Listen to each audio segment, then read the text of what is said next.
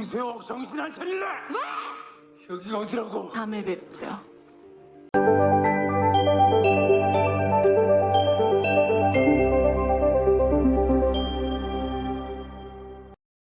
Hari itu hujan cukup lebat, dan terlihat sebuah ambulans serta beberapa mobil lainnya membawa seorang pasien. Namun, mereka tidak membawanya ke rumah sakit, melainkan ke sebuah gedung, tempat di mana pada malam itu akan dilakukan operasi ilegal terhadap seorang ketua gangster. Yang mengoperasi ketua gangster tersebut adalah seorang dokter yang izin praktiknya sudah dicabut, yang memang sering melakukan tindakan seperti itu. Operasi tersebut langsung dilaksanakan, dan mereka percaya saja pada dokter tersebut. Biasanya, dokter itu dibantu oleh dua rekannya, yaitu Yunho dan Yongju, seorang mahasiswa keperawatan. Jung Seok, dokter yang sebenarnya sangat berbakat, namun izin praktiknya dicabut karena suatu masalah, juga terlibat dalam operasi ini. Operasi yang dilakukan malam itu berjalan lancar. Di sisi lain, ada seorang dokter syaraf terkenal bernama Chai Duk-hee, yang selalu sukses dalam setiap operasinya. Keesokan harinya, seorang polisi menemui Duk-hee dan menunjukkan sebuah rekaman yang menunjukkan adanya operasi ilegal di bidang syaraf. Dalam rekaman itu, terlihat tangan seorang perempuan yang diduga adalah Jung Seok. Menyadari hal tersebut, Duk-hee memerintahkan orang lain untuk mencari tahu keberadaan Jung Seok karena ia ingin menemukan dokter tersebut. Sementara itu, Jung Seok dan Yongju baru saja selesai melakukan operasi kemarin. Yongju, sebelumnya pernah diselamatkan oleh Jung Seok sehingga ia sekarang mengikuti semua perintah Jung Seok. Setelah operasi, Jung Seok memeriksa kondisi pasien yang dioperasi kemarin. Dokter Han melaporkan bahwa tanda-tanda vital pasien sudah membaik dan ia bisa berbicara kembali. Ketua gangster itu mengucapkan terima kasih kepada Jung Seok karena telah berhasil mengoperasinya. Meskipun Jung Seok tahu latar belakang bisnis gelap ketua gangster tersebut, Jung Seok dibantu oleh seorang perawat yang diundang oleh para gangster. Perawat ini merasa tidak puas dengan bayaran yang diterimanya, yang dirasanya terlalu sedikit. Ia mendekati Jung Seok dan mengatakan bahwa ia pernah bekerja di rumah sakit Jung Seok bekerja sebelumnya dan tahu masalah yang terjadi antara Jung Seok dan Chai Duk-hee. Karena hal itu, Jung Seok merasa kesal dengan perawat tersebut. Menurut Yongju, perawat itu dulu dipecat karena malpraktek terhadap pasien dan kini bekerja di panti jompo. Meskipun demikian, perawat itu masih belum puas dengan bayaran yang diterimanya. Akhirnya, ia membius ketua gangster tersebut dan meminta Jung Seok untuk berbicara empat mata dengannya. Perawat itu merasa tidak terima karena bayaran yang diterimanya jauh lebih kecil dibandingkan dengan Jung Seok. Apalagi, ia tahu bahwa Jung Seok melakukan malpraktik karena izin praktiknya sudah dicabut. Oleh karena itu, perawat tersebut meminta Jung Seok untuk menaikkan bayaran dengan imbalan akan menutup mulutnya. Jika Jung Seok menolak, ia mengancam akan menyebarkan informasi tentang operasi ilegal yang dilakukan Jung Seok. 이따 계좌번호 주세요. Sementara itu, Duk-hee masih terus mencari keberadaan Jung Seok. Dia pergi menemui seseorang yang diyakini mengetahui tentang video operasi ilegal Jung Seok. Orang itu mengakui bahwa dia memang yang merekomendasikan pekerjaan tersebut kepada Jung Seok, namun informasi yang bisa diberikan kepada Duk-hee terbatas. Tiba-tiba, Duk-hee merasa kesakitan, yang disebabkan oleh penyakit yang dideritanya. Keadaan Duk-hee semakin memburuk, dan meskipun ia sering mengonsumsi obat untuk menahan rasa sakit, kondisinya tidak kunjung membaik. Keesokan harinya, ketua gangster itu akhirnya diperbolehkan pulang dan akan dirawat oleh Dr. Han. Ia mengucapkan terima kasih kepada Jung Seok dan mengatakan jika Jung Seok membutuhkan bantuan, ia bisa menghubunginya. Namun, Jung Seok menolak dan mengatakan bahwa setiap orang harus mengurus urusannya masing-masing. Ia tidak ingin merasa berutang budi kepada siapapun. Setelah semua selesai, ketua gangster tersebut dibawa untuk mendapatkan perawatan lebih lanjut oleh Dr. Han. Perawat yang sebelumnya protes terhadap Jung Seok masih merasa penasaran dengan Jung Seok. Dia bertanya kepada Yongju apakah ia adalah asistennya Jung Seok. Awalnya Yongju malas menjawab, tetapi setelah perawat itu mengancam akan bertanya kepada Jung Seok, akhirnya Yongju mengatakan kalau ia membantu semua pekerjaan yang disuruh Jung Seok. Setelah itu, Yongju meninggalkannya. Perawat itu kemudian merasa haus kemudian ia menemukan air di tas lain dan meminumnya. Di sisi lain, Yongju disuruh oleh Jung Seok untuk mengantarkan barang yang tertinggal milik Dr. Han. Jung Seok berpesan agar tidak membuka paketnya karena barang di dalamnya bisa terkontaminasi. Salah satu anggota Jung Seok juga disuruh untuk istirahat. Setelah semua orang pergi, Jung Seok akhirnya mendatangi perawat itu. Perawat itu setelah meminum air tersebut, ia jatuh pingsan dan tidak sadarkan diri. Di dalam perjalanan, Yongju menyadari bahwa Jung Seok telah berbohong kepadanya tentang paket itu, ia langsung berbalik untuk kembali. Ketika perawat itu terbangun, ia masih dalam keadaan bingung dan tidak sepenuhnya sadar. Ia langsung pergi mencari keberadaan uangnya. Pada saat ia menghitung kembali uangnya, tiba-tiba dari belakang Jung Seok menyerangnya dengan selang infus yang mengakibatkan perawat tersebut tidak bisa bernafas dan pergi selamanya. Ketika Yongju tiba di sana, Jung Seok sudah selesai melaksanakan aksinya. Ia langsung meminta cangkul dari Yongju, dan keesokan harinya, mereka berdua kembali ke rumah mereka. Kebetulan, mereka tinggal bersama. Ketika Yongju memeriksa cangkul yang diberikan oleh Jung Seok, dia menyadari bahwa itu adalah cangkul yang digunakan untuk mengubur perawat yang telah meninggal.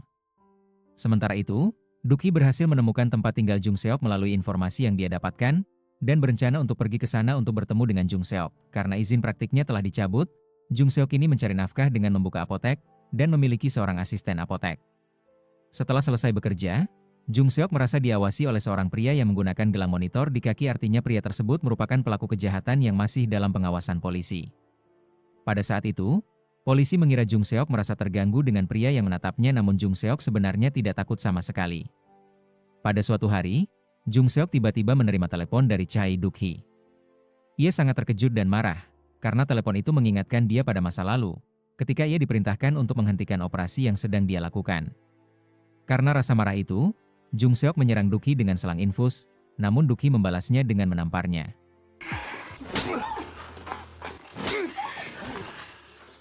Sejak saat itu, izin praktik Jung Seok benar-benar dicabut oleh Duk-hee.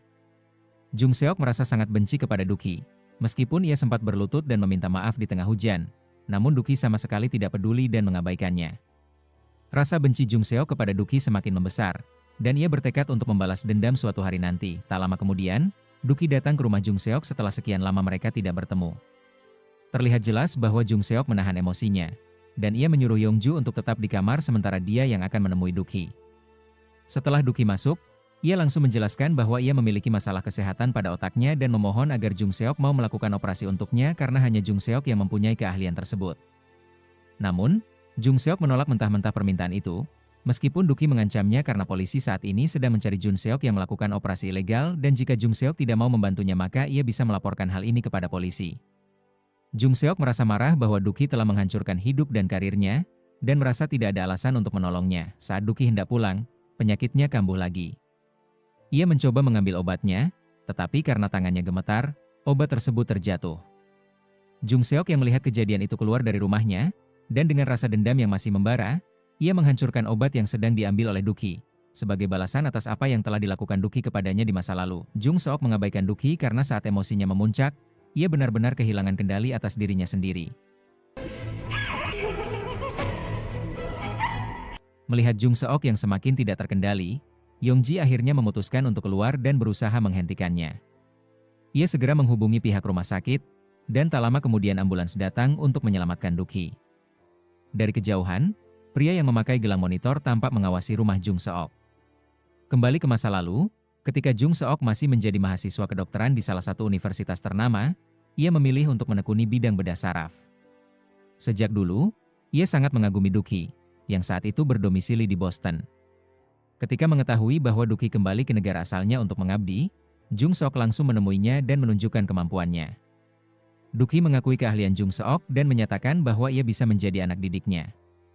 Dalam ujian yang diberikan Duk-hee, Jung Seok berhasil meraih nilai sempurna, yang semakin meyakinkan Duk-hee untuk membimbingnya. Sejak saat itu, Jung Seok mendedikasikan dirinya sepenuhnya untuk menjadi dokter dan belajar langsung di bawah bimbingan Chai Duk-hee. Sementara itu, kondisi Chai Duk-hee mulai membaik. Ia kemudian menemui Dr. Han untuk meminta bantuannya dalam membujuk Jung Seok agar mau mengoperasinya. Awalnya, Dr. Han menolak karena ia tahu Jung Seok tidak akan setuju. Namun, ia tetap mencoba, dan benar saja, Jung Seok menolak permintaan tersebut. Meskipun Dr. Han menyarankan agar Jung Seok memanfaatkan kesempatan itu untuk mendapatkan izin praktiknya kembali, ia tetap bersikeras dengan keputusannya. Pada malam harinya, Jung Seok membakar semua barang yang berhubungan dengan Duk-hee, termasuk kenangan saat mereka masih bekerja sama di rumah sakit. Ketika Yongji membawa beberapa barang dari gudang, ia menemukan bahwa dahulu Jung Seok dan Duk-hee sangat akrab, bahkan Jung Seok sangat menghormatinya. Keesokan harinya, saat berada di apotek, Jung Seok kembali didatangi pria yang bergelang monitor. Pria tersebut mengajaknya pergi ke Seoul dan berjanji akan mentraktirnya minum bersama. Namun, Jung Seok hanya diam dan mengatakan bahwa ia akan memikirkannya terlebih dahulu. Tak lama setelah itu, ia melihat pria tersebut menyiksa saudaranya sendiri. Jung Seok bersama asistennya pergi ke rumah makan pria itu dan melihat adik dari pria tersebut tampak babak belur. Mereka tidak bisa melapor ke kantor polisi karena sebelumnya Jung Seok sudah pernah mencobanya. Namun, perempuan yang bersangkutan malah mengaku bahwa ia hanya terjatuh, sehingga laporan tersebut tidak ditindaklanjuti. Sementara itu, Jung Seok menerima telepon dari Dr. Han yang memberitahunya bahwa malam ini mereka memiliki tugas untuk melakukan operasi. Jung Seok merasa sangat bersemangat dan mencoba menghubungi Yongju, tetapi panggilannya tidak dijawab. Saat itu, Yongju sedang berusaha mencari tahu lebih banyak tentang masa lalu Jung Seok. Tidak lama kemudian, Jung Seok tiba di lokasi operasi. Ia sudah bersiap, dan tim medis pun telah mempersiapkan segala perlengkapan. Namun, pasien yang seharusnya mereka operasi ternyata tidak ada. Sementara itu, Yongju menemukan sebuah foto yang menunjukkan Jung Seok, Choi Duk-hee, dan seorang perawat yang dulu bekerja sama dengan Duk-hee. Ia kemudian menemui perawat tersebut dan bertanya tentang apa yang sebenarnya terjadi serta alasan hubungan antara Jung Seok dan Duk-hee menjadi begitu renggang. Perawat itu menjelaskan bahwa semua bermula ketika Duk-hee menjanjikan beasiswa kepada Jung Seok untuk belajar di Boston. Namun, ternyata yang dikirim ke sana bukan Jung Seok, melainkan orang lain yang diduga membayar sejumlah uang kepada Duk-hee. Jung Seok merasa hal itu sangat tidak adil. 정신 안 차릴래? 여기가 어디라고? 이 새끼가! Karena dianggap kurang ajar, Duk-hee menamparnya. Sejak saat itu, Duk-hee menghukum Jung Seok dengan melarangnya melakukan operasi selama 1 tahun. Namun, pada suatu hari, direktur rumah sakit mengizinkan Jung Seok untuk melakukan operasi karena saat itu Duk-hee dan dokter-dokter lainnya tidak berada di tempat. Meskipun demikian, Duk-hee tetap menentangnya dan memerintahkan Jung Seok untuk menghentikan operasinya. Ketika Jung Seok menolak, para staf rumah sakit dipaksa menyeretnya keluar dari ruang operasi. Sejak saat itu, hubungan mereka semakin memburuk.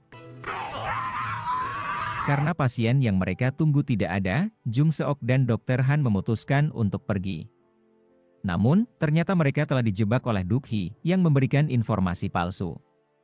Saat keluar dari gedung, Jung Seok melihat mobil Duk-hee dan langsung mendatanginya.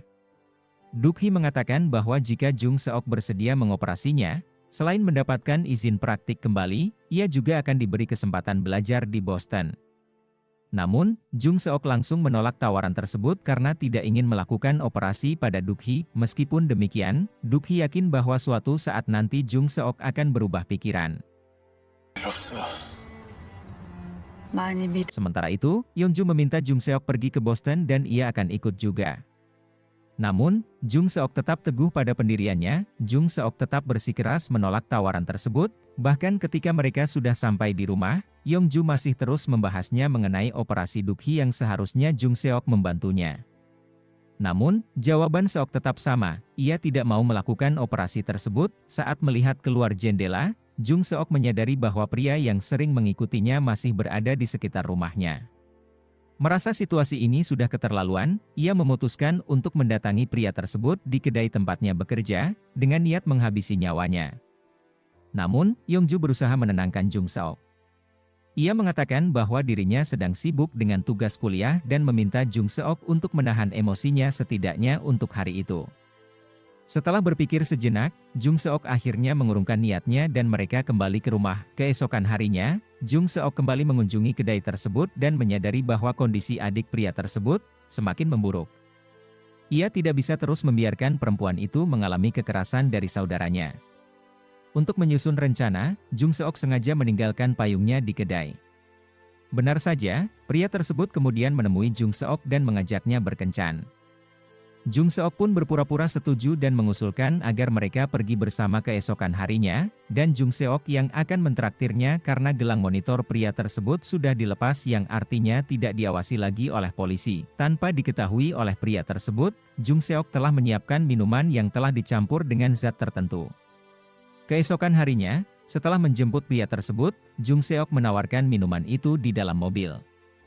Tanpa curiga, pria itu meminumnya. Tidak lama kemudian, efek minuman mulai bekerja, tubuhnya melemas dan pikirannya menjadi kabur hingga akhirnya ia pingsan. Saat terbangun, ia terkejut mendapati dirinya dalam keadaan terikat dengan mulut tersumpal. Jung Seok mendekatinya, dan pria itu semakin ketakutan saat menyadari bahwa Jung Seok benar-benar berniat menghabisinya. Tanpa ragu, Seok pun menghilangkan nyawanya. Setelah itu, Jung Seok menelepon Yongju dan meminta bantuannya untuk membersihkan rumah mereka. Sementara itu, ia sendiri membawa tubuh pria tersebut untuk dikuburkan. Mau tidak mau, Yongju pergi ke rumahnya untuk membereskan segalanya. Namun, setibanya di sana, ia terkejut melihat kondisi rumah yang sangat berantakan.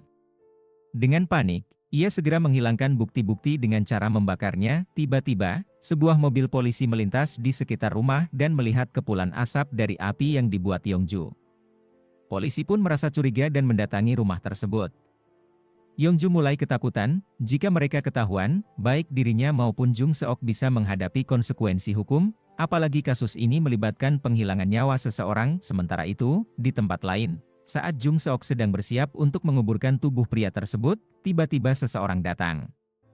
Ia segera bersiap untuk menyerang, tetapi saat melihat lebih jelas, ia terkejut, orang yang datang adalah Duk-hee. Lebih mengejutkan lagi, Duk-hee tampaknya mengetahui rahasia kelam yang baru saja dilakukan Jung Seok.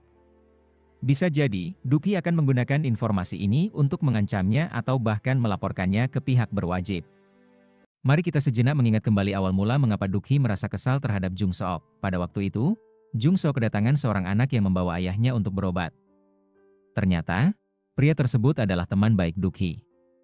Saat bertemu dengan temannya itu, Duk-hee tampak tersenyum, sesuatu yang jarang terlihat darinya.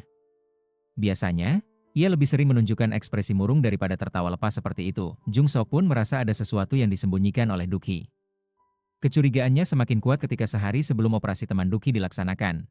Duk-hee, yang merupakan dokter yang bertanggung jawab atas operasi tersebut, tidak memberitahu Jung Seok apapun. Padahal, seharusnya Jung Seok mengetahui detailnya, tetapi justru teman Duk-hee yang diminta membantunya dalam operasi itu. Karena merasa kesal, Jung Seok pun membuat drama. Ia menggantikan teman Duk-hee dengan alasan bahwa temannya itu mengalami sakit perut.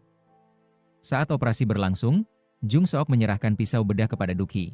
Tetapi secara tidak sengaja, atau mungkin sengaja, ia melukai tangan Duk-hee. Akibatnya, Jung Seok mengambil alih seluruh operasi tersebut.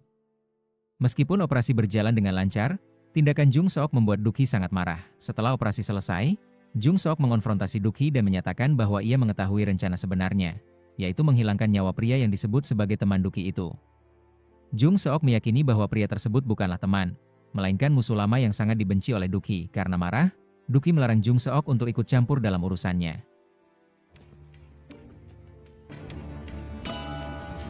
Kembali ke masa sekarang, ketika Jung Seok tertangkap basah sedang menghilangkan nyawa seseorang di hutan, Duk-hee tampak tidak terkejut. Ia hanya merasa heran mengapa Jung Seok masih terus melakukan hal seperti itu berulang kali. Bahkan, ia bertanya kepada Jung Seok apakah ia tidak takut ketahuan.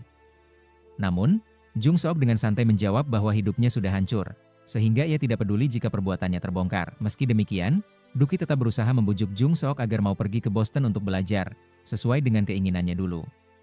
Namun, Jung Seok menolak karena ada syarat yang tidak bisa ia terima, yaitu harus mengoperasi Duk-hee sendiri. Ia lebih memilih untuk tidak pergi ke Boston daripada harus melakukan operasi terhadap mantan gurunya itu. Hal ini membuat Duk-hee sangat murka. Tak lama setelah itu, Duk-hee menerima telepon dari temannya yang menanyakan keberadaannya. Meskipun mengetahui bahwa saat itu Jung Seok sedang menguburkan seseorang yang sudah tidak bernyawa, Duk-hee tetap melindunginya. Ia hanya mengatakan bahwa Jung Seok sedang menguburkan anjingnya yang baru saja mati dan melarang temannya datang ke lokasi tersebut agar tidak mengetahui apa yang sebenarnya terjadi. Keesokan harinya, polisi datang ke sebuah kedai untuk menyelidiki orang yang diduga telah dihabisi oleh Jung Seok. Pemilik kedai tidak mengetahui keberadaan orang tersebut. Ketika polisi bertanya kepada Jung Seok tentang keberadaan pria itu, ia hanya menjawab bahwa ia tidak tahu dan sudah seharian tidak melihatnya. Polisi justru mengira bahwa Jung Seok harus berhati-hati karena dikhawatirkan akan diganggu oleh orang yang menghilang itu. Padahal, kenyataannya, orang tersebut telah dihabisi oleh Jung Seok sendiri. Bahkan, Yongju sampai mengatakan bahwa Seok seperti iblis. Tak lama setelah itu, Jung Seok mendapat informasi dari apotekernya bahwa tempat mereka telah digeledah. Tidak hanya itu, tempat praktik Hyun Ho juga mengalami hal yang sama, dan izin praktik mereka pun dicabut. Seperti yang telah Jung Sok duga sebelumnya, semua ini adalah ulah Duki. Jung Sok marah lalu langsung menelepon Duki dan memintanya untuk mencabut semua keputusan tersebut agar izin praktiknya, serta izin praktik Dr. Han, bisa dikembalikan. Namun, Duki hanya menjawab bahwa jika Jung Sok ingin berbicara dengannya, ia harus datang ke acara di Busan. Emosi Jung Sok semakin memuncak, tetapi Yongju mencoba menenangkannya. Ia mengingatkan Seok untuk tetap berpikir dengan kepala dingin dan tidak bertindak gegabah. Di tengah kekacauan ini, Jung Sok menyadari bahwa satu-satunya hal yang membuatnya benar-benar bahagia adalah saat berada di meja operasi, belajar dan terus mendalami ilmu kedokteran. Hanya dengan cara itulah pikirannya bisa tetap jernih, hingga akhirnya, tibalah sehari sebelum acara penghargaan bergengsi di dunia kedokteran. Acara ini diadakan untuk memberikan penghargaan kepada para dokter terbaik, dan biasanya, penghargaan tertinggi selalu diraih oleh Duki. Jung Seok, yang juga hadir di sana, merasa sangat kesal ketika melihat wajah Duki. Saat pergi ke toilet, Jung Seok tanpa sengaja mendengar percakapan 3 orang yang membahas pemilik acara penghargaan tersebut. Mereka mengatakan bahwa anak dari pemilik acara sedang sakit parah dan tidak ada satu dokter pun yang berani mengoperasinya. Mendengar hal itu, Jung Seok langsung mendapatkan ide.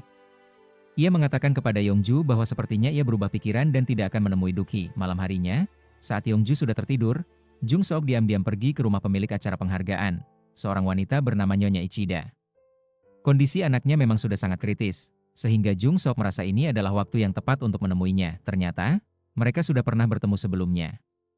Tahun lalu, Jung Seok sempat diperkenalkan kepada Nyonya Ichida oleh Duki. Tanpa basa-basi, Jung Seok langsung menyampaikan maksud kedatangannya. Ia menunjukkan video seorang anak yang menderita penyakit yang sama dengan anak Nyonya Ichida dan berhasil diselamatkan olehnya. Video itu cukup meyakinkan dan menunjukkan kemampuannya dalam dunia kedokteran. Namun, sebagai seorang ibu, Nyonya Ichida tetap merasa ragu untuk menyerahkan anaknya kepada Jung Seok. Menyadari hal itu, Jung Seok menawarkan kesepakatan. Ia bisa melakukan operasi dalam waktu singkat, hanya sekitar 4 jam. Namun, ada satu syarat yang ia ajukan. Ia ingin Duki dipermalukan di acara penghargaan tersebut. Permintaan itu terlalu sulit bagi Nyonya Ichida. Ia pun menolak tawaran Jung Seok dan memintanya untuk segera pergi dari rumahnya. Keesokan harinya, Jung Seok kembali menawarkan kesepakatannya kepada Nyonya Ichida, tetapi ia tetap ditolak. Nyonya Ichida dengan tegas menyatakan bahwa ia tidak akan mempercayakan putranya untuk dioperasi oleh seseorang seperti Jung Seok. Ketika Nyonya Ichida bertemu dengan Duki, hal itu semakin membuat emosi Jung Seok memuncak. Tanpa sengaja, Uyong melihat Jung Seok dan mencoba menghampirinya untuk berbicara. Namun, Jung Seok langsung pergi meninggalkan temannya tanpa berkata apapun. Di sisi lain, sebuah video operasi yang dilakukan oleh Jung Seok juga dikirimkan kepada seseorang melalui Duki. Ternyata, Duki memiliki rencana lain. Ia tetap menginginkan Jung Seok sebagai dokter yang akan mengoperasinya. Tetapi kali ini ia menginginkan Jung Seok untuk berkolaborasi dengan seorang dokter lain. Malam harinya, acara penghargaan bergengsi di bidang kedokteran akhirnya dimulai. Nyonya Ichida terlihat hadir dan menemui Duki. Ia bertanya mengapa Duki tidak membawa Jung Seok ke acara tersebut, karena biasanya ia selalu memperkenalkannya. Namun, Duki tidak menjawab pertanyaan itu. Ia hanya mengatakan bahwa ia bisa menjamin kemampuan Jung Seok, bahkan yakin bahwa kemampuan Jung Seok 100 kali lebih hebat dibandingkan dokter-dokter yang hadir di acara itu.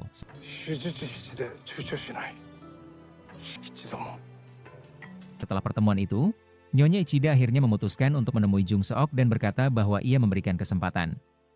Ia mengizinkan Jung Seok untuk mengoperasi anaknya dengan batas waktu maksimum 4 jam. Setelah itu, Dr. Han segera dikabari, dan mereka langsung berangkat bersama Yongju. Bahkan, mereka difasilitasi oleh Nyonya Ichida dan langsung diterbangkan dengan jet pribadi. Sesampainya di rumah sakit, Dr. Han datang secara terpisah. Nyonya Ichida memohon kepada Jung Seok untuk melakukan operasi ini dengan sebaik mungkin. Dengan tenang, Jung Seok menjawab bahwa Nyonya Ichida tidak perlu khawatir. Namun, Yongju tidak diizinkan untuk ikut terlibat karena statusnya masih sebagai mahasiswa kedokteran. Selama operasi berlangsung, sempat terjadi kendala.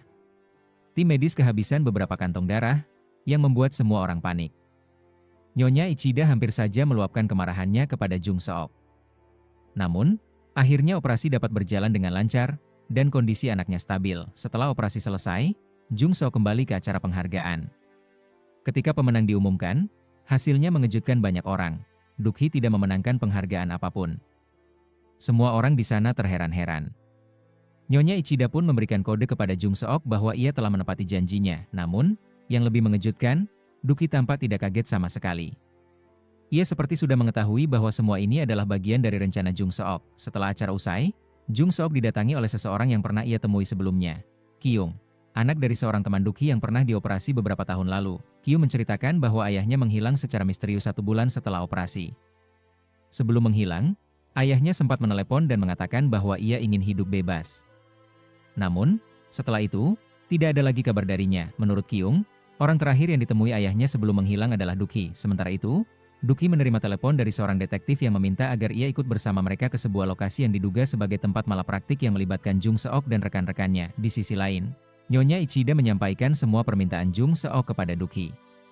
Ketika Duk-hee menawarkan bantuannya, ia sama sekali tidak terlihat terkejut karena sudah mengetahui segalanya. Maka, ketika bertemu dengan Jung Seok, ia langsung berkata bahwa dirinya sudah mengetahui semua yang terjadi dan bahwa ia sendiri yang menyarankan Nyonya Ichida untuk menyetujui operasi tersebut. Jung Seok kemudian menceritakan pertemuannya dengan Kyung dan bertanya apakah ayah Kyung sebenarnya dihabisi oleh Duk-hee. Namun, Duk-hee menanggapinya dengan dingin dan menyuruh Jung Seok untuk tidak ikut campur dalam urusan itu. Ia menegaskan bahwa ayah Kyung adalah teman baiknya, lalu segera pergi karena ia memiliki janji dengan para detektif. Sesampainya di lokasi yang dicurigai sebagai tempat malapraktik, para detektif mulai melakukan penyelidikan. Saat memasuki gedung tersebut, mereka awalnya tidak menemukan apapun selain beberapa ruangan yang tampak mencurigakan. Namun, salah satu detektif kemudian memanggil yang lain dan mengungkapkan bahwa anjing pelacak mereka menemukan sesuatu. Setelah diperiksa, ternyata itu adalah lokasi penguburan seseorang. Saat dilakukan penggalian, mereka menemukan jasad seorang perawat yang diketahui pernah bekerja dengan Duk-hee. Kilas balik ke masa lalu, pada suatu malam, Jung Seok baru saja pulang dari pekerjaannya dan sebenarnya memiliki jadwal operasi bersama Duk-hee. Namun, secara mendadak, ia tidak dapat menghadiri operasi tersebut. Salah satu perawat memberitahu bahwa Jung Seok merasa tidak enak badan, dan ketika mereka memeriksa kamarnya, ia tidak ada di sana. Keesokan harinya, Duk-hee dan Uyong mendatangi rumah Jung Seok. Saat melihat wajah dan lehernya, mereka menemukan beberapa luka dan memar. Duk-hee merasa ada sesuatu yang janggal. Ketika memasuki gudang rumah Jung Seok, ia melihat bahwa barang-barang di sana dikeluarkan secara tidak biasa. Hal ini semakin membuatnya curiga. Duk-hee pun meminta Uyong untuk memberikan obat kepada Jung Seok. Namun, saat Uyong pergi, Duk-hee menanyai Jung Seok tentang apa yang sebenarnya terjadi dan mengapa ia tiba-tiba mengeluarkan kardus-kardus dari gudangnya. Jung Seok tidak mau jujur dan hanya mengatakan bahwa ia terpeleset, sehingga mengalami luka dan memar di wajah serta lehernya. Namun, Duk-hee tidak percaya begitu saja. Merasa semakin tertekan, Jung Seok akhirnya meminta Uyong untuk segera membawa Duk-hee pergi dari rumahnya karena ia sudah muak melihat keberadaannya di sana. Uyong pun mengiyakan permintaan tersebut dan mengatakan bahwa Duk-hee akan segera pulang dan tidak akan mencari obat lagi. Ketika Jung Seok kembali, Duk-hee sudah tidak ada di tempat. Ia segera menyadari bahwa Duk-hee telah pergi ke gudang tersebut dan menemukan seseorang yang sudah tidak bernyawa di sana. Jung Seok pun menceritakan bahwa ia melakukan itu demi perlindungan diri. Saat pulang, tiba-tiba ada seseorang yang mengikutinya dari belakang dan berusaha untuk memperkosanya. Dalam keadaan terdesak, ia terpaksa menghabisi nyawa orang tersebut untuk melindungi dirinya sendiri. Namun, anehnya, Duk-hee sama sekali tidak terkejut mendengar hal itu. Ia hanya menatap Jung Seok dan bertanya apakah kira-kira Jung Seok bisa menangani itu sendirian. Jawaban itu membuat Jung Seok heran. Dari sana, ia mulai menyadari bahwa Duk-hee memiliki pola pikir yang sangat mirip dengannya. Mereka sama-sama psikopat. Kembali ke masa sekarang perawat yang pernah bekerja dengan Duk-hee, mereka segera datang ke TKP untuk melakukan penyelidikan lebih lanjut. Bahkan Yongju dan Jung Seok juga ikut datang ke lokasi. Yongju tampak terkejut melihat Jung Seok masih bisa datang ke tempat itu seolah-olah ia tidak terlibat dalam kejadian tersebut.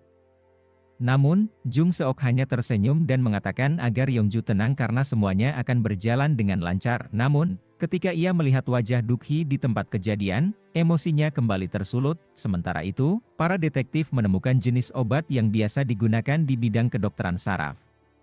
Meski belum bisa memastikan keterkaitan dengan Jung Seok, mereka mulai menyelidikinya lebih dalam. Saat Duk-hee sedang berbincang dengan detektif dan Uyong, tiba-tiba polisi setempat memanggilnya karena di sana ada Jung Seok yang sedang berbicara dengan anjing pelacak mereka. Duk-hee pun menghampiri Jung Seok dan bertanya dengan heran mengapa ia berada di sana. seolah-olah tidak takut jika nantinya terbongkar. Namun, Jung Seok hanya tersenyum dan berkata bahwa ia tidak khawatir sedikit pun. Ia hanya penasaran dengan keberadaan Kim Yong Jin, ayah dari Kyung, yang kemungkinan besar dihabisi oleh Duk-hee. Jung Seok bersumpah akan menemukan fakta-fakta yang membuktikan bahwa Duk-hee bertanggung jawab atas hilangnya Kim Yong Jin. Sementara itu, para detektif menemukan sesuatu yang mencurigakan pada jasad mantan suster, yaitu rambut hewan. Di sisi lain, Jung Seok bertemu lagi dengan Kyung. Kyung mengatakan bahwa ayahnya kemungkinan besar dibawa ke rumah sakit jiwa. Mereka pun segera pergi ke rumah sakit tersebut, tetapi ternyata tempat itu sudah ditutup sejak 1 bulan yang lalu. Di sana, mereka bertemu dengan seorang mantan perawat yang mengonfirmasi bahwa ayah Kyung memang sempat dirawat di rumah sakit tersebut. Namun, ada sesuatu yang janggal, ia tidak terdaftar dengan nama Kim Yong Jin, melainkan dengan marga yang berbeda, yaitu Eli. Meski begitu, Jung Seok dan Kyung tidak langsung mempercayainya begitu saja. Mereka meminta bukti berupa foto pasien yang pernah dirawat di sana. Sang perawat pun memberikan informasi tambahan. Ia mengatakan bahwa ayah Kyung memiliki bekas luka operasi di bagian belakang kepalanya dan menggambarkan bentuknya. Gambaran itu sangat mirip dengan ayah Kyung, sehingga mereka mulai percaya. Kemudian, mereka dibawa ke ruangan tempat ayah Kyung pernah dirawat. Namun, anehnya, Kyung tiba-tiba meminta izin untuk pergi sebentar, seolah-olah tempat itu membangkitkan trauma baginya. Di sisi lain, sang perawat menceritakan bahwa ada seorang laki-laki tua beruban yang sempat datang ke rumah sakit tersebut dan membawa ayah Kyung pergi. Ketika ditanya apakah foto itu adalah bukti yang dimaksud oleh Duk-hee, ia tidak memberikan jawaban apapun. Sementara itu, Duk-hee sebenarnya sudah tahu bahwa Jung Seok sedang berusaha mencari tahu tentang keberadaan ayah Kyung. Oleh karena itu, ia menugaskan seseorang untuk mengawasi setiap gerakan Jung Seok. Di sisi lain, Jung Seok memeriksa resep obat yang diberikan kepada ayah Kyung. Ia menemukan sesuatu yang mencurigakan. Obat yang diresepkan ternyata sangat berbahaya dan tidak sesuai dengan penyakit yang diderita. Mengetahui hal ini, Kyung pun marah besar kepada perawat tersebut dan menuduhnya hanya ingin uang semata. Namun, perawat itu bersikeras bahwa ia tidak berbohong.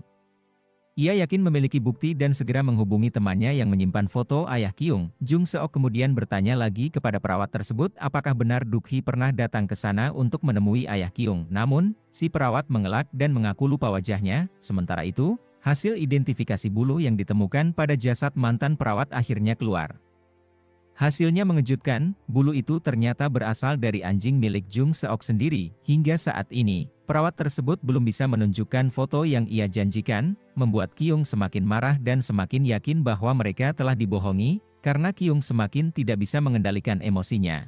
Jung Seok menyuruhnya untuk menunggu di luar agar ia bisa berbicara langsung dengan perawat tersebut. Namun, ketika Jung Seok hendak mengobati luka di tangan si perawat akibat perkelahiannya dengan Kyung, ia melihat sesuatu yang mencurigakan. Cincin yang dikenakan oleh perawat itu adalah milik ayah Kyung. Mendengar hal ini, Kyung semakin emosi. Ia tidak bisa menahan amarahnya lagi dan langsung menyeret perawat itu keluar, lalu menghajarnya habis-habisan. Jung Seok berusaha melerai, tetapi situasi semakin kacau hingga akhirnya mereka berdua terjatuh ke dalam jurang. Jung Seok segera memeriksa keadaan mereka. Perawat tersebut telah kehilangan nyawanya, sementara Kyung masih bisa diselamatkan tetapi dalam kondisi koma. Masalah semakin rumit. Jung Seok akhirnya memutuskan untuk menemui Duk-hee secara langsung sambil membawa cincin yang dikenakan oleh perawat tadi. Dengan penuh emosi, ia mendesak Duk-hee untuk mengakui apakah benar ia telah menghabisi nyawa ayah Kyung. Namun, Duk-hee tetap tidak mengaku dan justru mengatakan bahwa dirinya berbeda dari Jung Seok. Meski begitu, Jung Seok terus menekan Duk-hee agar mengatakan yang sebenarnya. Namun, Duk-hee tetap diam dan hanya berkata bahwa ia tidak bisa berbicara lama-lama karena ada urusan lain. Disinilah sisi lain dari Duk-hee mulai terlihat. Malam itu, ia pulang ke rumah karena sudah berjanji untuk bertemu dengan detektif yang akan memberikan hasil lab yang telah keluar. Duk-hee pergi ke sebuah tempat terpencil, sebuah gudang tua di mana ia menyimpan mobil putih yang dulu sering ia kendarai bersama ayah Kyung. Di bagian pintu mobil, ia mengoleskan cairan khusus yang dapat membuat siapa pun yang menyentuhnya kehilangan kesadaran. Sesuai dugaan Jung Seok, Duk-hee memang tidak menyukai ayah Kyung. Dan kini, bukti semakin jelas. Ayah Kyung menghilang setelah berbicara dalam kondisi setengah sadar. Namun, itu bukan satu-satunya kejadian mengerikan yang dilakukan oleh Duk-hee. Hal yang sama ia lakukan kepada detektif yang baru saja membawa hasil investigasi tentang bulu hewan yang ditemukan di jasad mantan perawat. Bulu tersebut memang diduga milik anjing Jung Seok. Namun sebelum detektif sempat mengungkapkan lebih lanjut, Duk-hee telah bersiap dengan rencananya. Ia kembali mengoleskan cairan di pintu mobil detektif. Saat detektif itu masuk dan tanpa sadar menghirup zat beracun tersebut, tubuhnya langsung melemah, kepalanya mulai pusing, dan dalam hitungan detik, kesadarannya menghilang sepenuhnya. Duk-hee dan Jung Seok memang mirip. Namun, ada satu perbedaan besar. Duk-hee lebih rapi, lebih licik, dan lebih berbahaya. Jika Jung Seok adalah seseorang yang bertindak berdasarkan emosi, maka Duk-hee adalah seorang psikopat sejati yang mampu mengendalikan situasi dengan ketenangan mengerikan. Berdasarkan akhir episode sebelumnya, telah dipastikan bahwa yang menghabisi nyawa Ayah Kyung adalah Duk-hee. Setelah Ayah Kyung selesai berbicara di telepon dengan Duk-hee, saat itulah Duk-hee menghabisi nyawa Ayah Kyung. Duk-hee sempat keluar dari mobil dan menjatuhkan diri ke jurang. Namun, Misra, yang dikenal sebagai orang kepercayaannya, berusaha menyelamatkan Ayah Kyung. Oleh karena itu, Misra mengetahui apa yang telah dilakukan Duk-hee terhadap Ayah Kyung. Ternyata, Ayah Kyung sempat selamat, tetapi mengalami kerusakan saraf yang parah hingga tidak dapat mengingat namanya sendiri. Namun, 3 bulan sebelumnya, Ayah Kyung telah menghembuskan napas terakhirnya.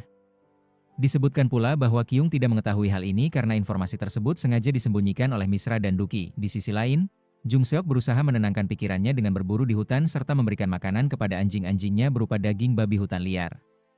Namun saat Yongju menanyakan alasan Jung Seok berburu babi selama 2 hari, Jung Seok tampak marah dan mengusir Yongju. Setelah itu, Jung Seok dan dipanggil ke kantor polisi untuk memberikan keterangan terkait Kyung. Dalam keterangannya, ia menegaskan bahwa Kyung tidak bersalah. Menurutnya, justru orang yang kehilangan nyawanya itulah yang bersalah, sebab Kyung hanya membela diri. Saat itu, kondisi Kyung sangat parah, bahkan dokter yang merawatnya menyebutkan bahwa kemungkinan untuk selamat sangat kecil. Sementara itu, Duk-hee mengunjungi Kyung, meskipun alasannya tidak diketahui secara pasti. Jung Seok menduga bahwa Duk-hee berniat menghabisi nyawa Kyung juga. Namun, Duk-hee justru memberitahu bahwa polisi tengah mencarinya. Bahwa polisi telah menemukan bulu anjing milik Jung Seok di jasad seorang perempuan yang diduga tewas akibat ulahnya. Meskipun begitu, ia disebut tidak terlalu khawatir karena mengaku bisa mengurus masalahnya sendiri. Selain itu, ia juga tidak melaporkan keterlibatan Duk-hee dalam kematian Ayah Kyung. Jung Seok tidak ingin bertemu lagi dengan Duk-hee karena merasa muak dengannya. Di kantor polisi, para penyelidik tengah mencari keberadaan detektif Lee, yang terakhir terlihat bersama Duk-hee.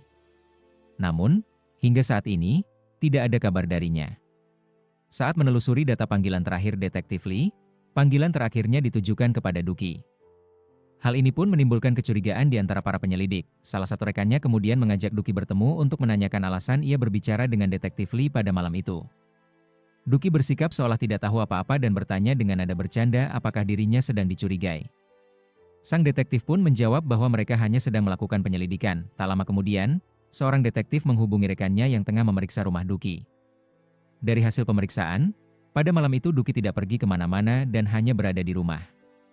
Diketahui bahwa semua telah diatur dengan sangat rapi agar ia tidak dicurigai. Pada malam harinya, Dr. Han menemui Jung Seok setelah Yongju mengatakan bahwa pikirannya sedang kacau. Dr. Han berusaha menenangkan Jung Seok, tetapi Jung Seok justru mengungkapkan bahwa jika pikirannya sedang kacau, ia lebih memilih berada di tempat yang tenang, seperti di penjara. Baginya, penjara adalah tempat yang lebih tenang karena di sana ia hanya perlu makan, tidur, dan mungkin sesekali diminta untuk melakukan operasi. Jung Seok juga mengungkapkan kecintaannya terhadap bidang saraf. Alasan ia memilih jurusan tersebut dan bekerja di bidang itu adalah karena kecintaannya yang begitu besar terhadapnya. Dr. Han kemudian berpesan kepada Jung Seok bahwa Yongju sebenarnya sangat peduli padanya. Yongju sangat khawatir terhadap Jung Seok, terutama jika mengingat bagaimana mereka pertama kali bertemu. Diketahui bahwa beberapa waktu lalu, Yongju didiagnosis memiliki tumor di otaknya. Dr. Han kemudian memperkenalkan Jung Seok kepadanya, dengan mengatakan bahwa Jung Seok yang akan menyelamatkannya. Namun, pada saat itu, Yongju sudah pasrah dan mengungkapkan keinginannya untuk tidak menjalani pengobatan serta menerima kematiannya secara perlahan. Namun, Jung Seok menolak permintaan tersebut. Ia menegaskan bahwa membiarkan penyakit itu berkembang hanya akan menyebabkan rasa sakit yang lebih besar. Oleh karena itu, ia menawarkan diri untuk menyembuhkan Yongju. dengan syarat bahwa setelah sembuh, Yongju harus bekerja bersamanya.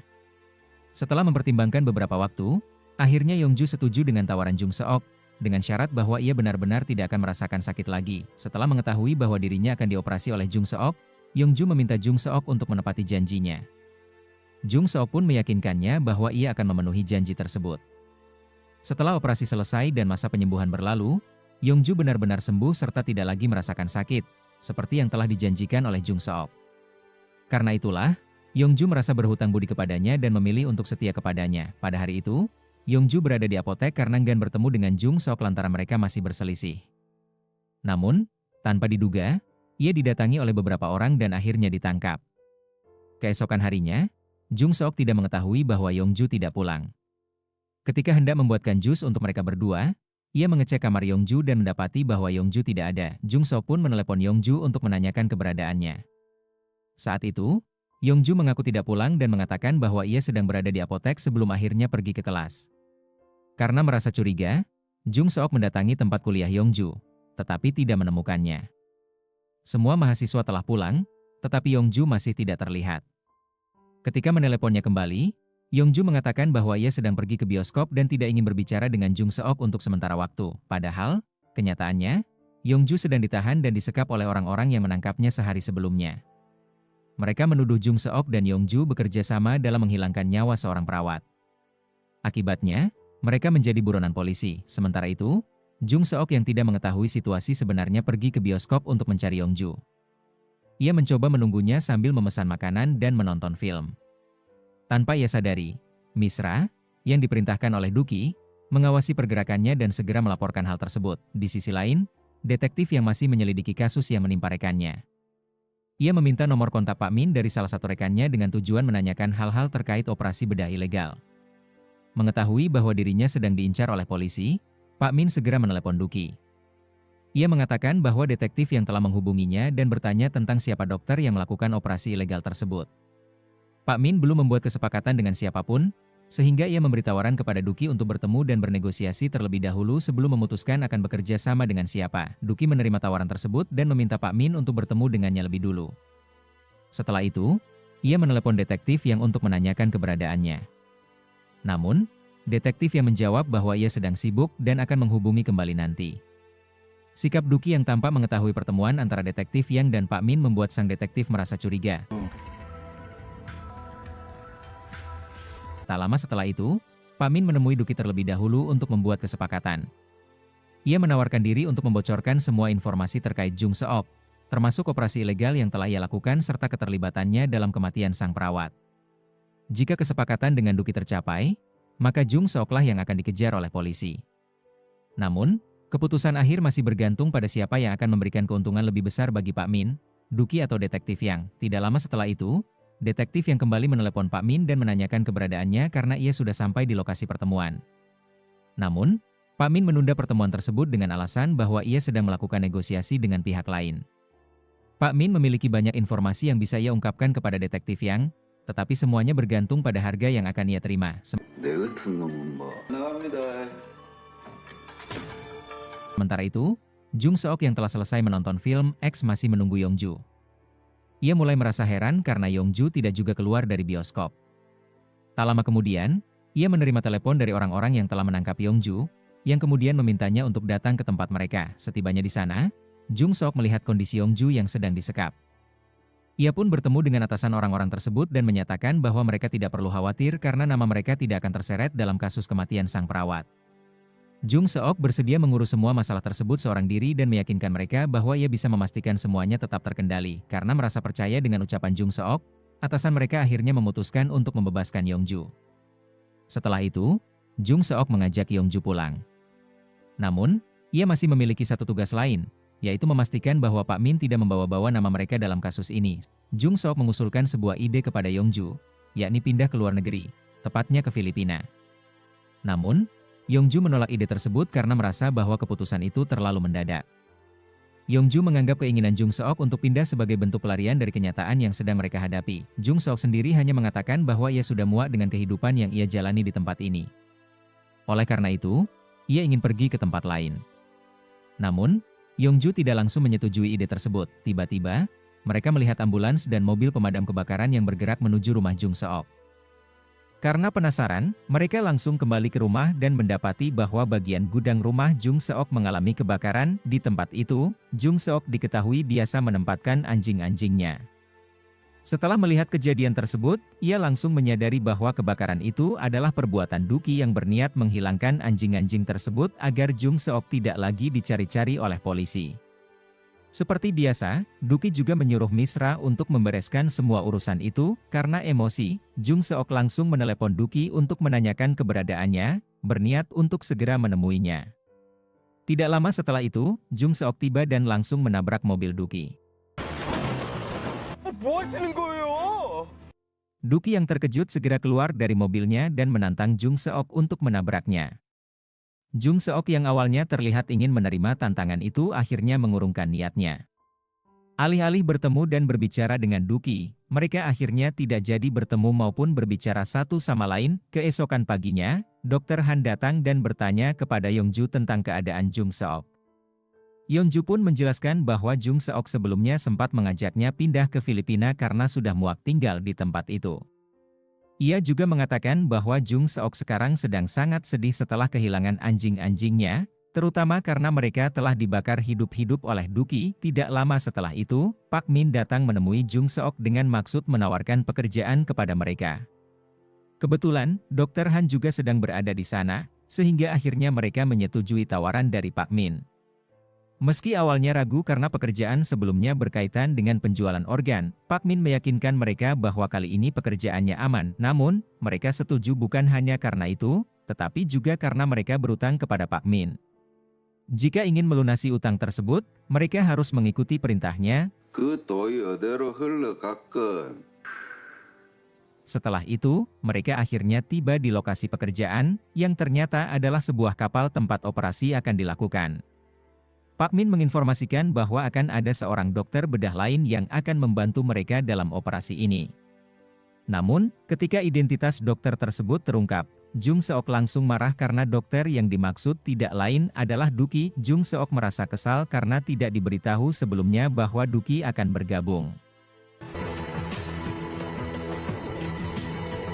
Pak Min pun hanya menanggapi dengan meminta Jung Seok untuk diam, karena dalam operasi ini, Dukilah yang memimpin. Dengan demikian, Jung Seok tidak memiliki pilihan selain mengikuti arahan yang diberikan. Sementara itu, Dr. Han dan Suyung mulai menyiapkan ruang operasi dan segala peralatan yang dibutuhkan, karena operasi tersebut akan dilakukan keesokan harinya. Di sisi lain, Jung Seok masih berusaha mengikhlaskan kematian anjing-anjingnya. Ia bahkan membuang kalung yang pernah digunakan oleh anjing-anjingnya. Tidak lama kemudian, Duki akan naik ke atas kapal. Pada saat yang sama, Dr. Han dan Yongju melihat kehadirannya. Namun, Duki sendiri tidak mengetahui bahwa Jung Seok juga ada di sana. Karena itu, mereka pun akhirnya bertemu dan berbincang. Dalam percakapan tersebut, Jung Seok menanyakan alasan Duki membunuh anjing-anjingnya, padahal ia sebenarnya bisa menyembunyikan mereka di suatu tempat yang aman. Namun, Duki hanya merespons dengan santai dan mengatakan bahwa itu hanyalah anjing, sehingga tidak perlu dipikirkan terlalu dalam. Jawaban itu membuat Jung Seok semakin emosi dan memukul Duki. Beruntung, Dr. Han dan Yongju yang telah mengikuti mereka, segera turun tangan dan memisahkan keduanya sebelum pertikaian terjadi. Meskipun begitu, Jung Seok yang masih dikuasai emosi tetap merasa tidak tenang. Setelah dibantu ditenangkan oleh Yongju, ia akhirnya memilih mengunci dirinya di dalam kamar untuk menenangkan diri. Sementara itu, Duki telah dirawat oleh Dr. Han. Saat itu, Dr. Han memberitahu Dr. Duki untuk tidak lagi mengintimidasi Jung Seok, karena Jung Seok bukanlah seperti yang ada dalam pikirannya. Ia juga menyarankan agar operasi kali ini dilakukan oleh dokter lain saja. Namun, Duki menolak.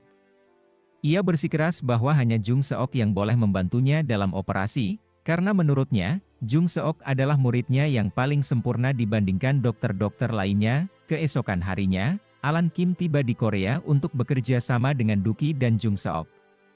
Namun, ketika Alan Kim sampai di tempat Dr. Choi, Misra memintanya untuk menunggu sebentar, karena Dr. Choi sedang ada urusan dan kemungkinan baru bisa datang keesokan harinya. Sementara itu, Duki bertemu dengan pasien yang akan mereka operasi, yaitu ketua geng tersebut.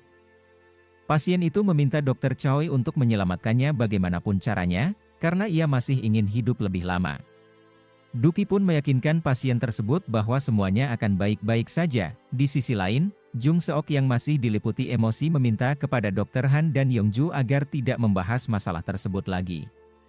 Namun, di saat yang sama, Pak Min justru mengingatkan mereka untuk bersiap-siap melakukan operasi pada malam harinya, karena pasiennya hanya ingin dioperasi pada waktu tersebut.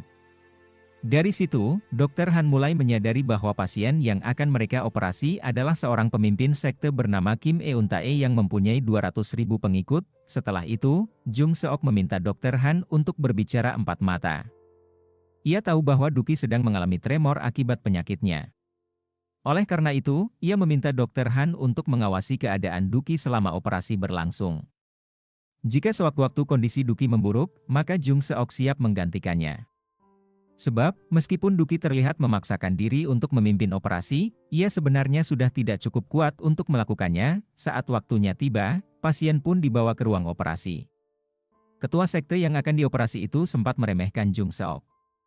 Ia bahkan meminta Jung Seok untuk menjelaskan kondisinya sendiri tanpa bantuan dokter lainnya.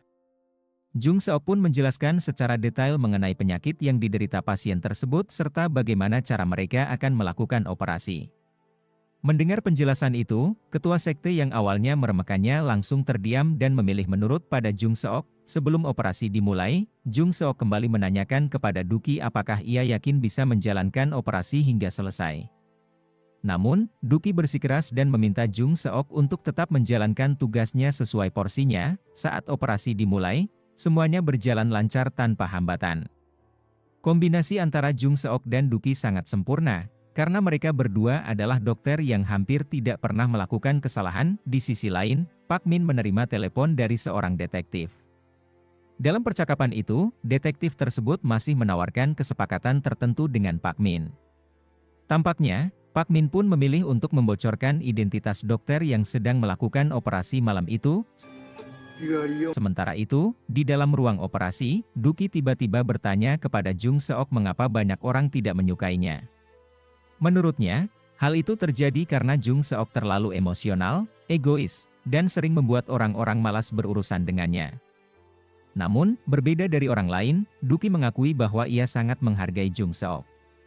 Ia bahkan mengatakan bahwa saat-saat terbaik dalam karirnya adalah ketika ia bekerja sama dengan Jung Seok. Ia juga pernah mengucapkan terima kasih kepada Jung Seok, tetapi Jung Seok sendiri tidak pernah sekalipun mengucapkan hal yang sama kepadanya. Setelah operasi selesai dan berjalan dengan sukses, Jung Seok mendekati Duki dan bertanya tentang perkataannya tadi.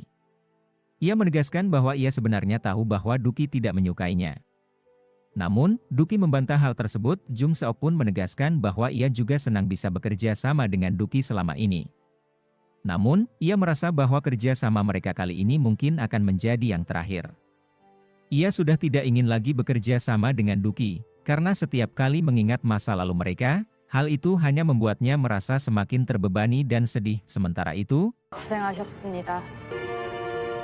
Huyong datang ke rumah Duki karena merasa sangat khawatir dengan keadaannya. Huyong awalnya mengira bahwa Duki sedang sakit, tetapi saat ia tiba di sana, ia justru bertemu dengan Alan Kim. Alan Kim mengatakan kepadanya bahwa ia akan bekerja sama dengan Jung Seok atas permintaan dari Duki. Operasi yang akan mereka lakukan pun bukanlah untuk pasien biasa, melainkan untuk Duki sendiri. Menurut Alan Kim, kondisi Duki sudah sangat parah, bahkan hampir tidak mungkin lagi dilakukan operasi. Dari situ, Huyong akhirnya mengetahui keadaan Duki yang sebenarnya. Pada pagi harinya, Duki memutuskan untuk pergi lebih dulu setelah menyelesaikan urusannya di sana. Ia bahkan tidak berpamitan dengan Jung Seok maupun tim lainnya. Misra pun datang menjemputnya. Sementara itu, Jung Seok dan yang lainnya pergi meninggalkan tempat tersebut. Hanya Dr. Han yang tetap tinggal, karena pasien yang baru saja dioperasi masih membutuhkan pemulihan.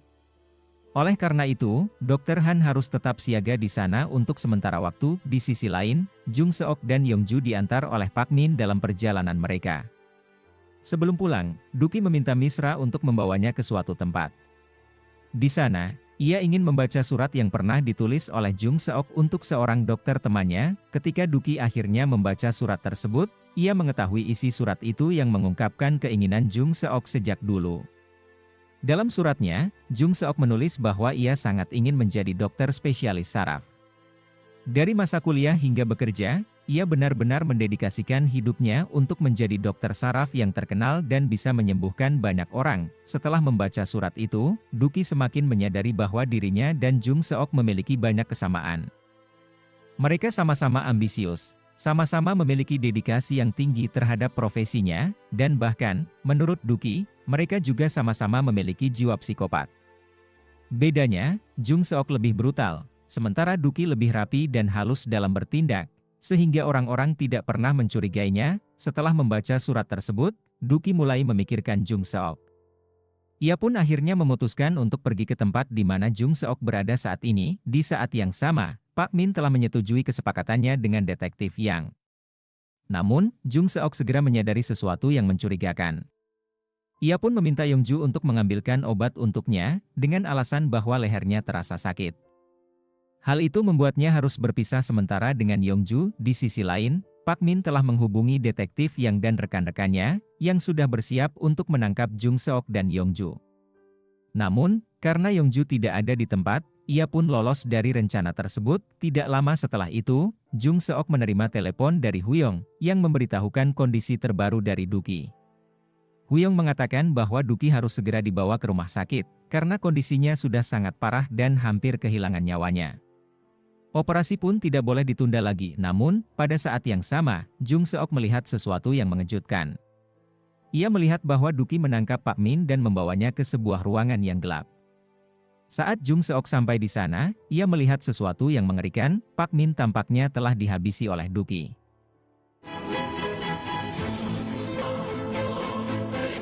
Jung Seok benar-benar terkejut saat melihat Duki membawa Pak Min ke dalam lorong gelap. Kebetulan saat itu Yongju juga sudah kembali dan melihat bahwa ada seorang detektif yang sedang mengejar mereka berdua. Yongju langsung mengajak Jung Seok pergi dari tempat itu. Di perjalanan, Jung Seok memberitahu Yongju bahwa mereka diperintahkan untuk pergi ke mercusuar merah. Ternyata di sana ada kunci mobil milik Pak Min yang telah disiapkan oleh Duki agar Jung Seok dan Yongju bisa melarikan diri dari tempat tersebut. Setelah itu, Jung Seok segera menelepon Uyong untuk memastikan informasi yang pernah disampaikan sebelumnya, yaitu bahwa umur Duki tidak akan lama lagi. Jung Seok marah karena hasil pemeriksaan yang sebelumnya diberikan kepada dirinya menunjukkan bahwa kondisi Duki baik-baik saja.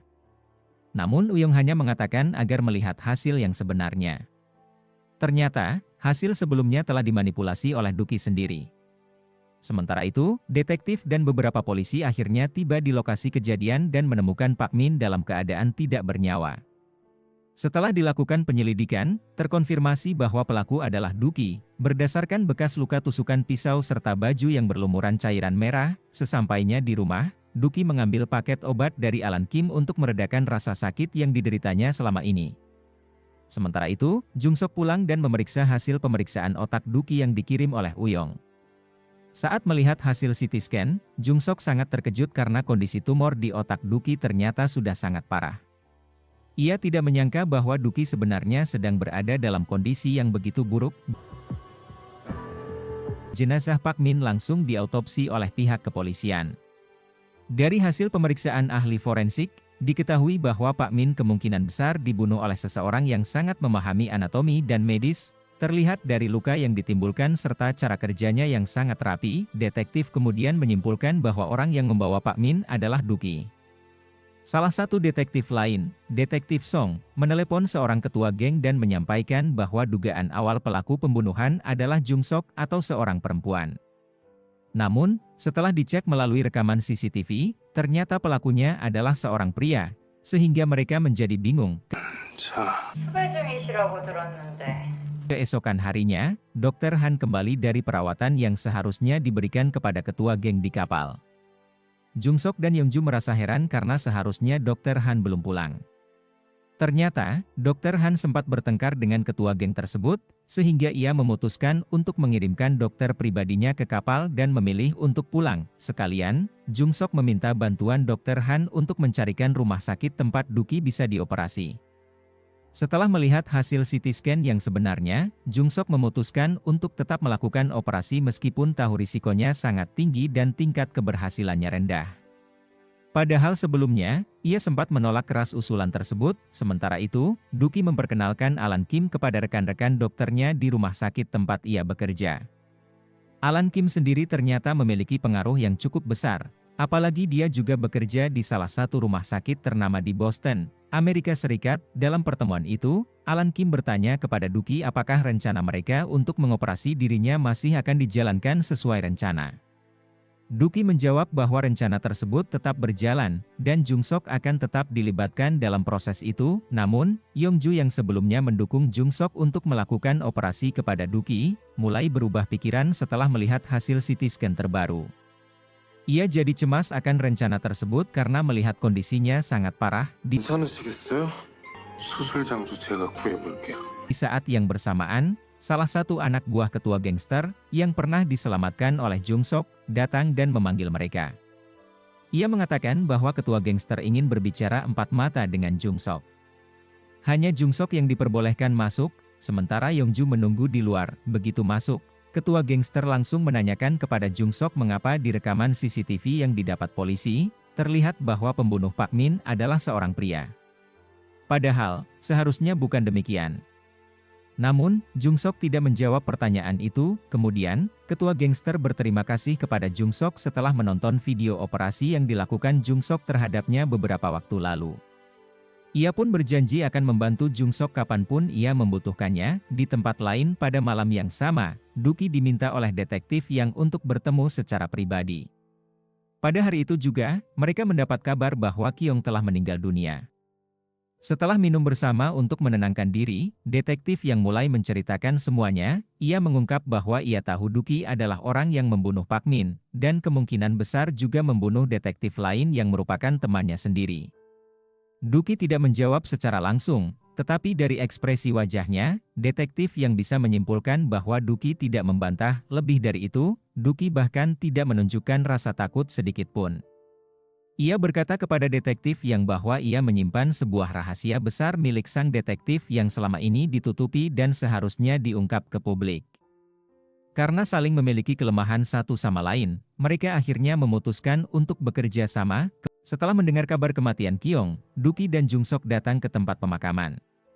Di sana, Jung Sok berkata kepada Kyong bahwa orang yang membunuh ayahnya telah hadir di situ juga. Yongju masih penasaran, mengapa Duki membunuh ayah Kyong. Ternyata alasannya sangat sederhana. Ayah Kyong ingin mengambil Jung Sok dari Duki karena ia sangat kagum dengan kemampuan Jung Sok.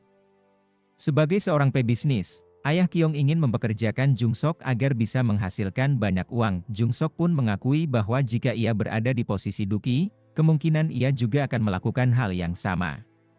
Ia dan Duki sama-sama memiliki kecenderungan psikopat, sehingga tindakan itu dianggapnya wajar dalam logika mereka. Mungkin karena alasan itulah Duki tidak pernah mengizinkan Jung Sok untuk kuliah ke Boston. Namun, Jung Sok masih belum puas dengan penjelasan itu. Ia kembali bertanya kepada Duki, mengapa pada waktu itu Duki meremehkannya, tidak percaya padanya, dan bahkan mengabaikannya begitu saja. Ternyata alasannya juga sesederhana itu. Duki marah kepada Jung Sok karena pada saat operasi ayah Kyong, Jung Sok menghalangi niatnya untuk menghabisi nyawa sang ayah. Padahal, rencana awal Duki adalah membuat seolah-olah ayah Kyong meninggal karena penyakitnya saat sedang dioperasi.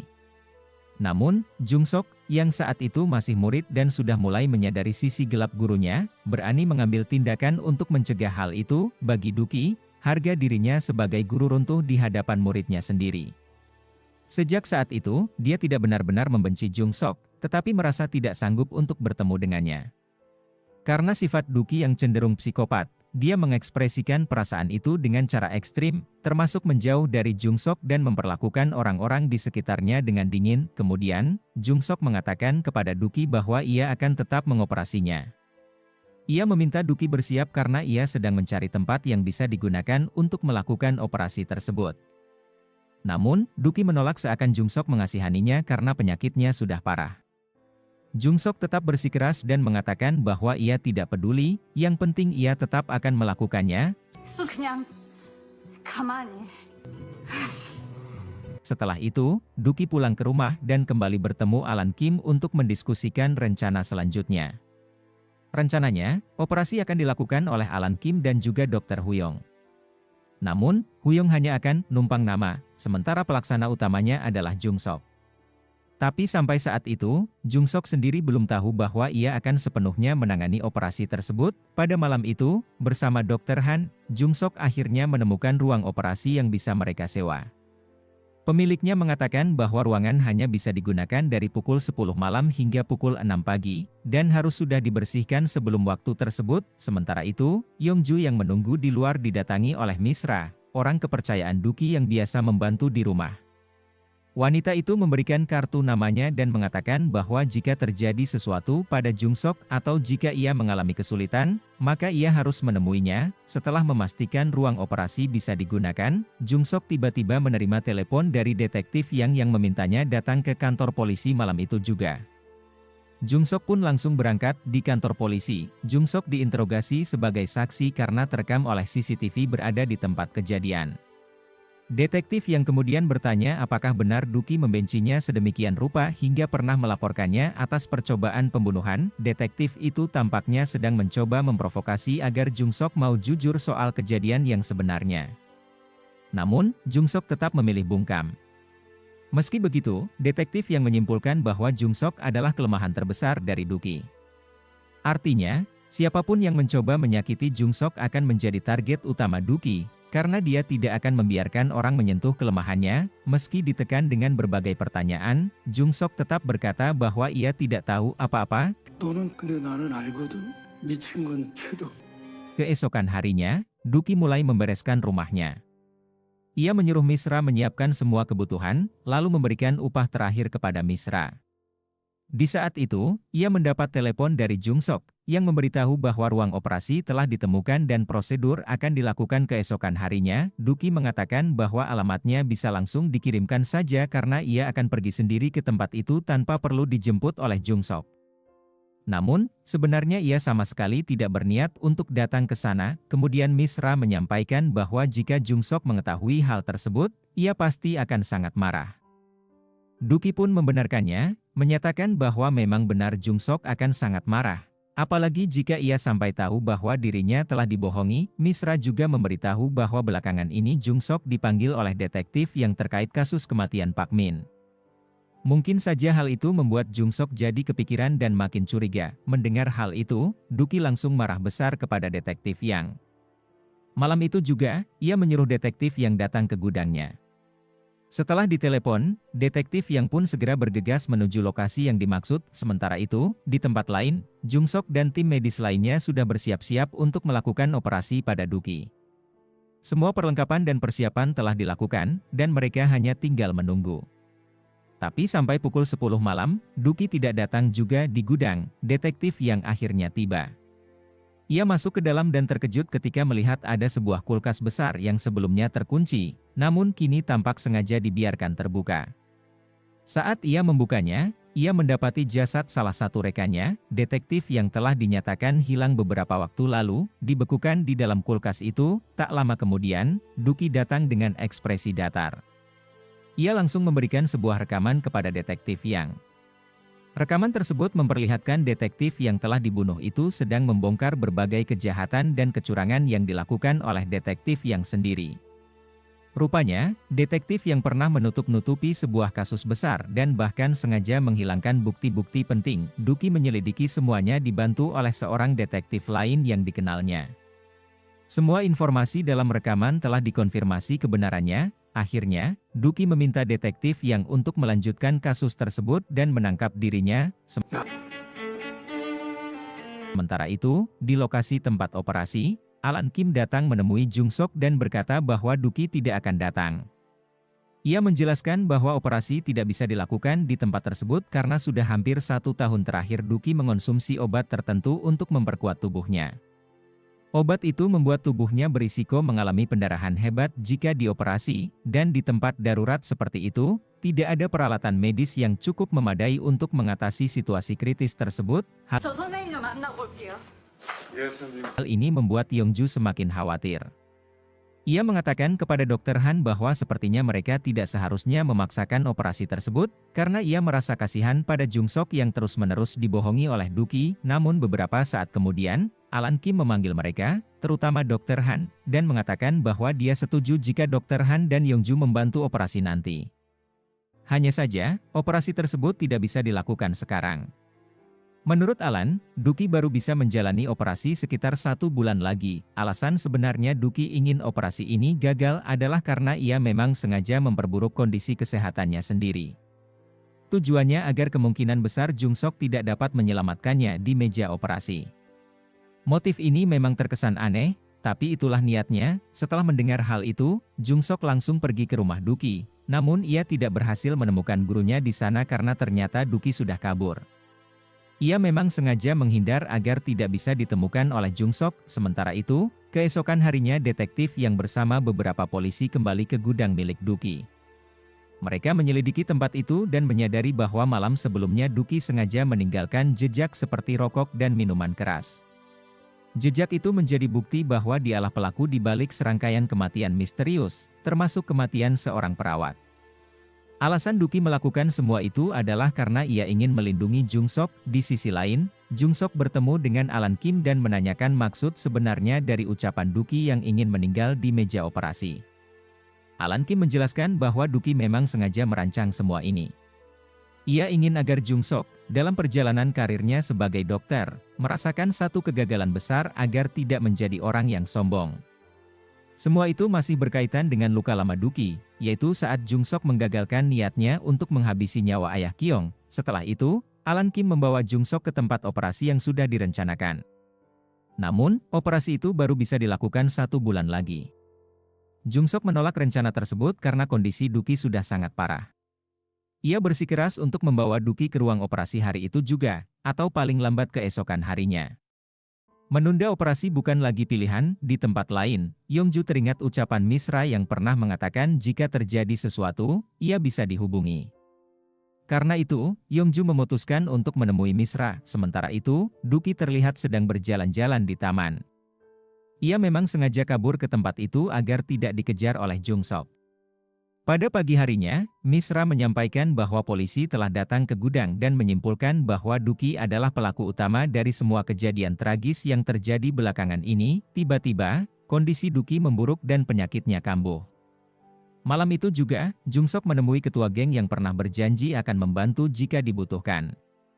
Jung Sok meminta bantuan untuk menemukan keberadaan Duki. 야, 방황한 애들이야. Di sisi lain, Misra juga meminta bantuan Dr. Han karena ia tidak bisa menangani kondisi Duki yang semakin melemah. Saat Dr. Han tiba, ia langsung memberikan pertolongan medis dan bertanya pada Duki, mengapa ia melakukan semua ini pada Jung Sok. Padahal jika ia mau dioperasi, kemungkinan besar ia akan sembuh. Namun kini kondisinya justru semakin parah dan kemungkinan operasi akan gagal. Dr. Han menawarkan untuk merawat Duki hingga ajal menjemputnya, tapi Duki menolak. Ia bersikeras bahwa rencana awal harus tetap dijalankan dan tidak boleh ada seorang pun yang mengganggu. Keesokan harinya, detektif Yang dan pihak kepolisian secara resmi mengumumkan bahwa Duki adalah pelaku dari pembunuhan terhadap perawat dan 2 orang lainnya. Kabar ini langsung tersebar di televisi. Jung Sok dan Yongju juga mengetahui berita tersebut. Karena penasaran, Yongju kembali menemui Misra dan menanyakan apa yang sebenarnya terjadi. Misra pun menjelaskan bahwa saat ini Dr. Han sedang bersama Duki. Ia juga mengungkapkan bahwa Duki tidak akan ditangkap karena telah membuat kesepakatan dengan pihak kepolisian. Semua hal tersebut diceritakan oleh Yongju kepada Jung Sok. Setelah mendengarnya, ketua gangster memutuskan untuk meminta bantuan detektif kenalannya guna melacak keberadaan Dr. Han melalui nomor teleponnya. Sementara itu, Dr. Han masih tetap tidak menyetujui rencana Duki. Namun, Duki yang keras kepala tetap bersikeras dan menyuruh agar keinginannya diikuti. Intinya, ia hanya ingin Jung Sok merasakan kegagalan, setidaknya sekali seumur hidupnya. Dr. Han mempertanyakan kemungkinan bahwa setelah mengalami kegagalan tersebut, Jung Sok justru akan trauma dan enggan melakukan operasi lagi untuk selamanya. Namun, Duki sama sekali tidak peduli. Ia tetap kukuh bahwa rencananya harus dilaksanakan dan tidak ada satu orang pun yang boleh menggagalkannya. Semua itu dilandasi sakit hati terhadap Jung Sok yang dulu menggagalkan niatnya untuk menghabisi seseorang. Maka, menurutnya, Jung Sok juga pantas merasakan kegagalan. Kemudian, Jung Sok bertemu dengan Yongju dan sempat marah karena Yongju tidak memberitahukan soal keberadaan Misra. Mereka lalu pergi ke lokasi yang sempat disebutkan oleh Misra, tempat yang kemungkinan besar didatangi oleh Duki. Namun sayangnya, mereka tidak berhasil menemukan Duki karena ternyata lokasi itu memang hanya dikunjungi Duki pada hari sebelumnya. Pada malam hari, Duki ditelepon oleh ketua gangster yang dikirim oleh Jung Sok. Ketua gangster itu sudah berada di depan rumah persembunyian Duki. Setelah bertemu, mereka mengobrol, dan Duki menjelaskan alasannya kabur dari Jung Sok. Ia kembali menegaskan bahwa tujuannya hanya satu, agar Jung Sok merasakan kegagalan. Duki bahkan mencoba membujuk ketua gangster untuk bekerja sama dengannya. Di waktu yang sama, Jung Sok bertemu dengan detektif Yang. Detektif itu terus memaksa Jung Sok untuk mengakui bahwa semua ini adalah kesalahannya, bahwa karena Jung Soklah Duki sampai melakukan semua tindakan tersebut. Namun Jung Sok tidak terima. Ia berkata bahwa yang menghabisi nyawa perawat adalah Duki sendiri, bukan dirinya. Ia juga menolak rencana operasi yang dipaksakan Duki dan mengatakan bahwa ia akan tetap berusaha menyelamatkan Duki, karena pernyataan itu bertentangan dengan kesepakatan sebelumnya, bahwa Duki akan ditangkap dalam kondisi sudah meninggal dunia. Detektif Yang marah besar. Tidak lama kemudian, mereka mendapat kabar dari anak buah gangster bahwa keberadaan Duki telah ditemukan. Jung Sok dan Yongju pun bergegas pergi ke lokasi tersebut. Namun di tengah jalan, mobil mereka justru ditabrak oleh detektif Yang. Rupanya, sang detektif ingin mencegah Jung Sok agar tidak bisa menyelamatkan Duki. Dalam kekacauan itu, detektif Yang berusaha melukai tangan dan jari-jari Jung Sok agar ia tidak bisa melakukan operasi lagi. Dengan kata lain, membuatnya gagal.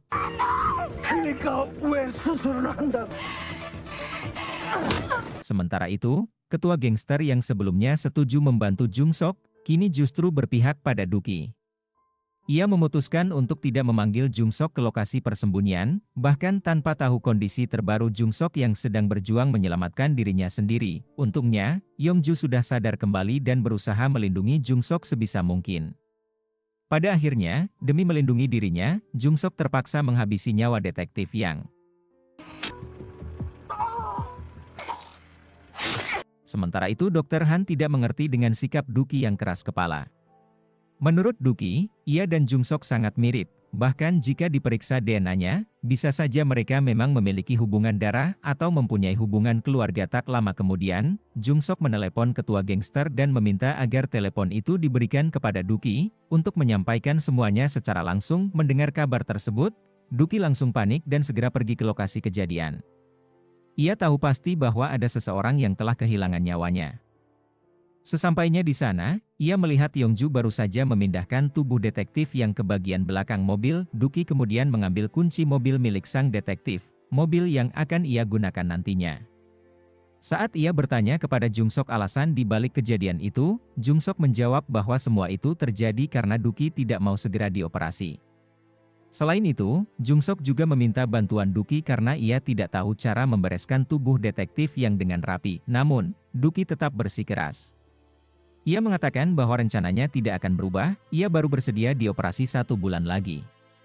Baginya, ini adalah bentuk balas dendam terhadap Jung Sok karena dulu Jung Sok telah menggagalkan rencananya. Maka sekarang, ia ingin Jung Sok merasakan kegagalan untuk pertama kalinya. Walaupun Jung Sok sudah memohon-mohon, Duki tetap menolak. Karena kesal, ia bahkan memukul kaki Jung Sok ketika Jung Sok mencoba memaksanya pergi dari tempat itu.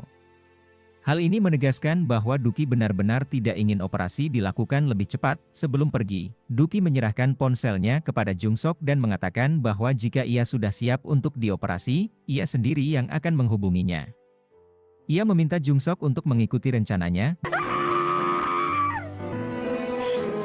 Beberapa waktu pun berlalu. Tiba-tiba ditampilkan adegan di rumah duka, namun ternyata semua itu hanyalah sebuah kamuflase.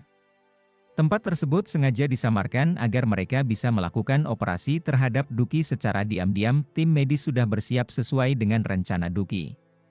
Mereka terdiri dari Uyong, Alan Kim, Dr. Han, dan Yongju. Sebelum operasi dimulai, Jung Sok sempat bertemu dengan Duki dan menyampaikan bahwa ia yakin akan berhasil melakukan operasi tersebut, lalu mengucapkan sampai jumpa di meja operasi. Tak lama kemudian, mereka semua sudah siap. dan operasi pun dimulai. Walaupun proses operasinya tidak ditampilkan, ketegangan tetap terasa. Yang mengejutkan, anjing-anjing peliharaan Jung Sok ternyata tidak dihabisi oleh Duki. Sebaliknya, ia hanya menitipkannya kepada Misra agar disimpan dengan baik. Hal ini kemudian disampaikan langsung oleh Misra. Setelah operasi, Jung Sok dan timnya kembali menerima tugas medis lainnya. Dan kalian pasti sudah tahu, pasien yang dimaksud adalah Duki sendiri. Meskipun wajahnya tidak diperlihatkan secara langsung, tapi dari situ kita tahu bahwa Duki berhasil diselamatkan oleh Jung Sok. Dengan kata lain, Duki gagal membalaskan dendamnya.